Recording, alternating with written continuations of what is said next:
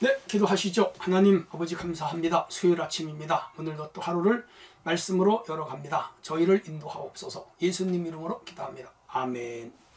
예, 오늘은 수요일입니다. 11일이고요. 고린도전서 5장 1절로 13절 제가 읽습니다. 너희 중에 심지어 음행이 있다 함을 들으니 그런 음행은 이방인 중에서도 없는 것이라. 누가 그 아버지의 아내를 취하였다 하도다. 그리고 또 하고도 너희가 오히려 교만하여져서 어찌하여 통한이 여기지 아니하고 그 일 행하는 자를 너희 중에서 쫓아내지 아니하였느냐. 내가 실로 몸으로 떠나 있으나 영으로는 함께 있어 거기 있는 것 같이 이런 일 행하는 자를 이미 판단하였노라. 주 예수의 이름으로 너희가 내 영과 함께 모여서 우리 주 예수의 능력으로 이런 자를 사탄에게 내어 주었으니 이는 육신은 멸하고 영은 하나의 주 예수의 날에 구원을 받게 하려 함이라. 너희가 자랑하는 것이 옳지 아니하도다. 적은 누룩이 온 덩어리에 퍼지는 것을 알지 못하느냐. 너희는 누룩 없는 자인데 새 덩어리가 되기 위하여 묵은 누룩을 내어버리라. 우리의 유월절 양곧 그리스도께서 희생이 되셨느니라. 그러므로 우리가 명절을 지키되 묵은 누룩으로도 말고 악하고 악의에 찬 누룩으로도 말고 누룩이 없이 오직 순전함과 진실함의 떡으로 하자. 내가 너에게 쓴 편지의 음행에는 하는 자들은 사귀지 말라 하였거니와 이 말은 이 세상에 음행하는 자들이나 탐하는 자들이나 속여빼앗는 자들이나 우상숭배하는 자들을 도무지 사귀지 말라 하는 것이 아니니 만일 그리하면 너희가 세상 밖으로 나가야 할 것이니라. 내가 너희에게 쓴 것은 어떤 형제라 일컫는 자가 음행하거나 탐욕을 부리거나 우상숭배를 하거나 모욕하거나 술 취하거나 속여 빼앗거든 사귀지도 말고 그런 자와 함께 먹지도 말라 함이라. 밖에 있는 사람들을 판단하는 것이야 내게 무슨 상관이 있으려마는 교회 안에 있는 사람이야 너희가 판단하지 아니하랴. 밖에 있는 사람들은 하나님이 심판하시려니와 이 악한 사람은 너희 중에서 내쫓으라. 아멘. 예, 오늘 편하시기 바랍니다. 교회의 거룩함을 위한 단호한 선택, 여기 단호한 선택에 대하여 설명을 합니다. 그래서 1절로 8절에부터 이제 다른 내용이에요. 4장까지는 교회 분열, 교회의 분파, 교회 파당 문제로 이제 바울이 심도 있게 그들 교회를 잘 가르쳤고요. 이제 5장부터는 교회 안에 있는 또 다른 구조적인 문제와 윤리적인 문제와 생활의 문제를 다루고 있습니다. 교회 안에 있어서 안 될 문제가 교회 안에 일어났습니다. 첫째가 음행하는 문제입니다. 너희 중에 심지어 음행이 있다 함을 들었으니 그런 음행은 이방인 중에도 없는 것이라. 이방인들도 이런 음행은 하지 않아요. 단순한 남녀 간의 성문제가 아니라 여기 보면 아버지의 아내를 취하였도다. 자기 친어머니는 아니고요. 여기 아버지의 아내라고 쓴 것을 보면 서모, 그러니까 아버지의 작은 부인 뭐 이런 게 되겠습니다. 첩제도죠. 당시는 이런 문화가 그 사회에 있었던 것 같습니다. 그러나 어쨌든 아버지의 아내이면 틀림이 없습니다. 서모도 첩도 아버지의 아내예요. 그런데 이 교회 안에 그 아버지의 아내와 관계를 맺는 음행을 하는 그런 자녀가 있었던 것 같아요. 그런데 그런 자가 그 교회 안에 있는데도 불구하고 그런 사람을 교회가 정리하지 아니하고 오히려 교만하여 통함이 여기지도 아니하고 그 교회 내에서 내쫓지 않았다 하는 거예요. 자, 여기에 이제 교회의 치리 문제가 있습니다. 교회는 치리, 권징이라는 제도가 지금도 있습니다.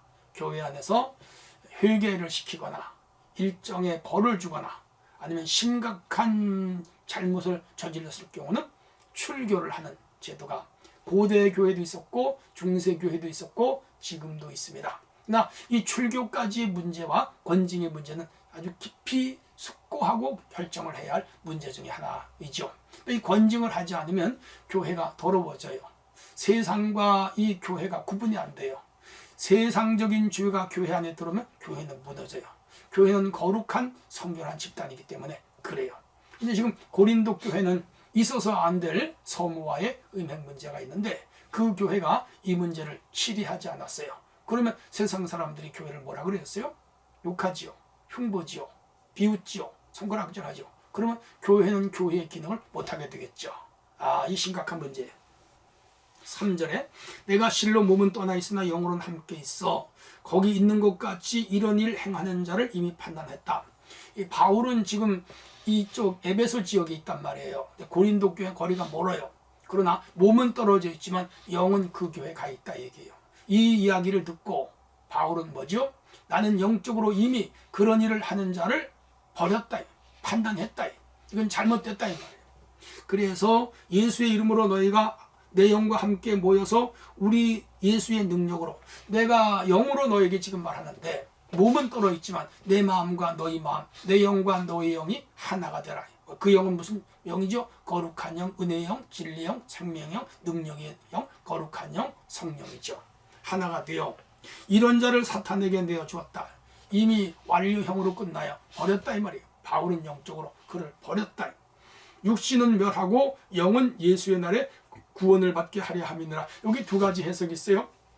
첫 번째는 여기 사탄에게 내어줬다는 것은 이미 교회에서 뭐예요? 출교했다, 정죄했다 이런 말이에요. 이건 틀림없이 이건 죄예요. 뭐 다시 말하지만 죄예요. 그러면 교회에서 이런 사람은 교인으로 더 이상 받아서는 안 된다. 그런 해석이 있고요. 그건 무엇을 의미하는가 하면 완전히 이 사람을 징계함으로 그가 회개하고 돌아오기를 전제로 말하는 것이지 완전히 내쳐서 불신자같이 여기라는 것은 아니에요. 예수님은 탕자가 돌아와도 받아주고 70번씩 7번도 용서해요. 이러한 조치를 취하는 것은 그가 회개하고 돌아오게 함이지 완전히 세상 죄인으로 내쫓기를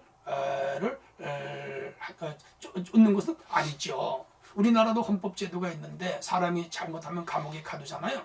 벌을 주는 게 목적이 아니라 거기서 교화하여 새 사람으로 돌아오게 하는 게 목적이잖아요. 그래서 교도소예요. 교화시켜서 새 사람으로 새로운 길로 인도해 준다. 그게 교도소입니다. 마찬가지로 교회에서도 어쩐 권징을 베풀 때는 그게 뭐 살인, 강도, 음행이라 할지라도 회개하고 돌아오면 다 용서가 돼요. 그렇게 하기 위하여 이 권징의 제도를 만들었다. 또 하나의 이 해석은 사탄에게 내어준다는 말은 그가 너무 깊은 죄를 졌을 때 하나님이 육체는 거두어 가시고 영은 구원하신다. 그렇게 해석했던 적이 있는데 저는 그 해석보다는 앞에 해석, 교회에서 권징을 통하여 그가 그 교회에서 출교함으로 일정의 벌을 주고 그가 회개하여 다시 돌아오게 하는 것. 그게 교회법입니다. 근데 지금 고린도 교회는 이런 조치를 취하지 않았다 이 말입니다. 6절에 너희가 자랑하는 것이 옳지 아니하도다. 적은 누룩이 온 덩어리에 퍼지는 것을 알지 못하느냐. 누룩 없는 자인데 새 덩어리가 되기 위하여 묵은 누룩을 내어버려라. 6월절 양곧 그리스도께서 희생이 되셨느니라. 깊은 의미가 있잖아요. 지금 누룩하면 여러분 생각나는 게 6월절이잖아요. 6월절을 지킬 때 그들은 떡을 먹는데 누룩 없는 떡을 먹게 했죠. 양을 잡아 고기를 먹게 했죠. 피를 문설주와 임방에 바르게 했죠. 그것이 바로 그리스도의 어린 양입니다. 근데 그들이 누룩 없는 떡을 먹으라고 한 것은 누룩은 발효식품이고요. 더 나가면 부패를 시킨단 말이에요. 여기서 누룩이라고 하는 것은 이 고린도 교회에 음행하는 것은 죄죠. 그 작은 죄 하나가 온 교회 전체를 그 누룩이 발효시키듯이 더럽힌다 이 말이에요. 그럴 경우에 이 누룩을 빨리 제거를 해야 된단 말이에요. 근데 출교도 안 하고 제거도 안 하고 관증도 안 했다 이 말이에요.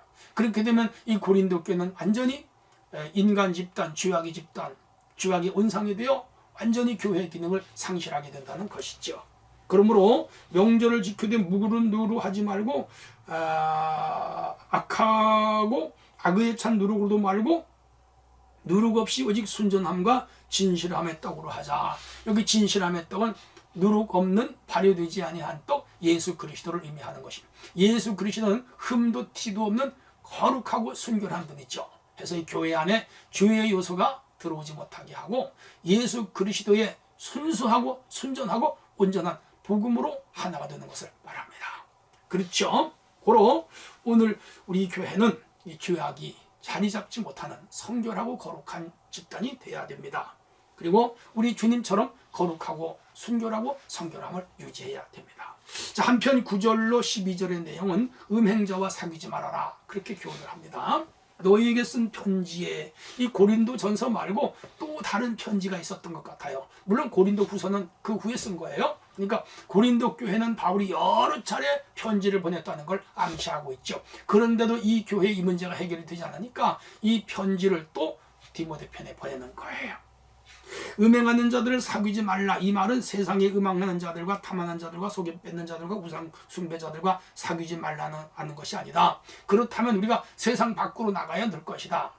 여기서 음행자와 사귀지 말라는 것은 세상 불신 죄악을 음행하는 자와 사귀지 말라는 말이 아니라 교회 안에서 음행하는 자와 사귀지 말라, 이 말이에요. 11절, 너희에게 쓴 것은 만일 어떤 형제라 일컫는 자가 음행하거나 탐욕을 부리거나 우상숭배하거나 술취하거나 모욕하거나 속여 뺏거나 하거든 사귀지 말고 먹지도 말라. 교회 안에 이런 자가 있다면 안 된다, 이 말이죠. 교회 안에서 이런 죄를 짓고도 한 식구가 되는 것을 용납하면 교회는 교회의 기능과 교회의 본질이 사라지는 것이죠. 그러니까 오늘 우리 성도들은 하나님 앞에서, 교회 앞에서 내 윤리와 도덕과 영적 생활이 어떻게 되어야 하는 것을 기준이 되는 말씀이죠. 순결해야 되고요, 성결하게 됩니다. 물론 인간이기 때문에 허물이 있고 혹 죄들을 질 수가 있지만 빨리 회개하고 거룩한 교회 공동체의 일원으로서 성실한 자기 의무를 다해야죠. 그게 오늘 우리의 사명이기도 합니다. 나 한 사람으로 인해서 교회가 세상적으로 타락하고 사탄의 그 놀림거리가 되면 안 되겠죠. 밖에 있는 12절입니다. 사람을 판단하는 것이야 내가 무슨 상관이 있으랴마는 교회 안에 있는 사람들이 너희가 너희를 판단하지 아니하랴. 맞아요. 이 세상 사람들이 뭐 죄짓고 하는 건 우리가 뭐 그들 상관할 일 없지만은 교회 안에서는 안 된다는 것이죠. 밖에 있는 사람들은 하나님이 맞아요. 불신자들은 결국 하나님이 궁극적으로 심판하지만은 이 교회 안에 악한 자가 있는 것을 우리가 용납하면 안 된다 하는 것입니다. 그래요. 교회 안에는 죄와 악이 발붙이지 못하도록 살아가는 것 우리의 사명입니다. 불신자와는 사귀는 거 상관없어요. 사귀어야 전도가 되고 또 관계를 맺어야 전도가 됩니다. 그러나 교회 안에 악행하는 자들이 판을 치고 또 그런 자가 오히려 큰 소리 치고 떵떵거리고 그리고 그런 자가 교회에서 행세를 한다면 이 교회는 무너지겠죠. 그래서 교회의 순수함과 거룩함을 유지하는 일에 우리 힘써야죠. 참사랑의 교회는 죄와 악이 온상이 되지 못하게 해야 되고 또 자리 잡지 못하게 되고 언제나 거룩함과 온유함으로 채워지는 교회가 되어야겠습니다. 하나님 아버지 감사합니다. 오늘 하루도 복된 날로 사는 성도가 되게 하옵소서. 예수님 이름으로 기도합니다. 아멘.